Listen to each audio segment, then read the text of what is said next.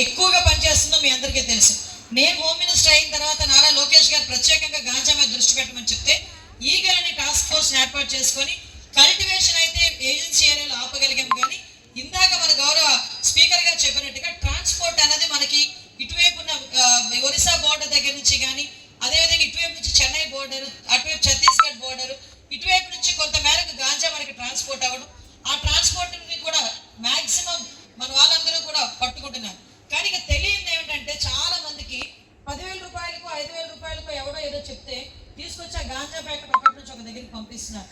తల్లిదండ్రులు కూడా ఏమనుకున్నాడంటే నా కొడుకు తీసుకొచ్చి 10,000 రూపాయలు ఈరోజు నా చేతిలో పెట్టాడు కదా అని అనుకుంటున్నాడు. కానీ ఆడి స్థాయికి తగ్గట్టు 10,000 రూపాయలు ఆడికి ఎక్కడి నుంచి వచ్చింది అన్నది ఆరా తీయడం కూడా ప్రతి తల్లిదండ్రుల తాలూకా అవసరం కూడా.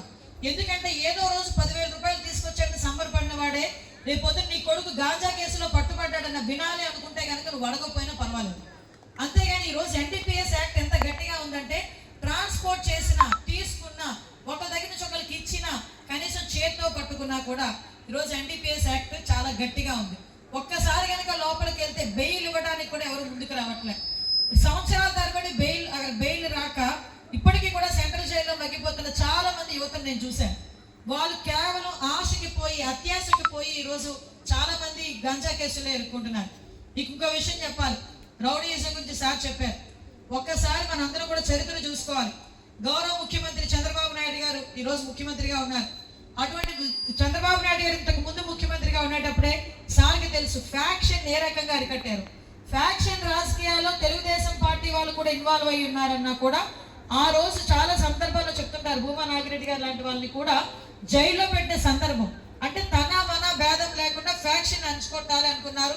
ఆ రోజు అలాగా ఆ రోజు కంట్రోల్ చేశారు.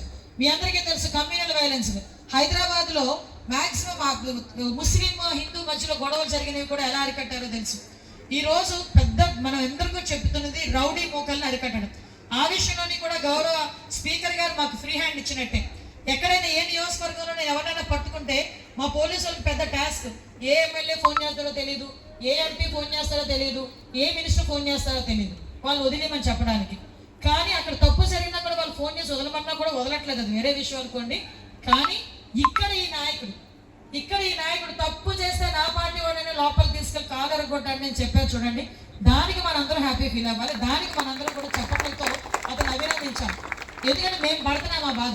ఈ రోజు ఎక్కడైనా రౌడీ షీటర్ ఎవరైనా కనిపిస్తే రౌడీ షీటర్ మీద కనుక 3 కేసులు ఎక్స్ట్రా వస్తే పీడీ యాక్ట్ పెడతారు. పీడీ యాక్ట్ పెట్టారంటే సంవత్సరం పాటు బయటికి రాదు. వీళ్ళకి తెలియట్లే రౌడీలను ఎలా అరికట్టాలో కూడా ఈ రోజు ఒక పక్కా ప్రణాళికతోనే మేము ముందుకు వచ్చాం. ఎన్డీపీఎస్ యాక్ట్ లో కనుక ఒక్కసారి దొరికితే వెంటనే రౌడీ షీట్ ఓపెన్ చేస్తున్నాం. పోక్సో కేసులు ఎవరైనా చంటి బిడ్డల మీద అఘాయిత్యాలు చేసే వాళ్ళు ఎవరైనా ఉన్నా కూడా ఇమీడియట్ గా రౌడీ షీట్ ఓపెన్ చేస్తున్నాం. రౌడీ షీట్ ఓపెన్ చేసిన తర్వాత కూడా అలాంటి అఫెన్సెస్ కి పాల్పడితే డెఫినెట్ గా పీడీ యాక్ట్ పెట్టి వాళ్ళందరినీ కూడా రిమాండ్ పంపించే పరిస్థితి ఈరోజు చట్టాలు అంత కఠినంగా ఉన్నాయని చెప్పడానికి మీకు చెప్తున్నా.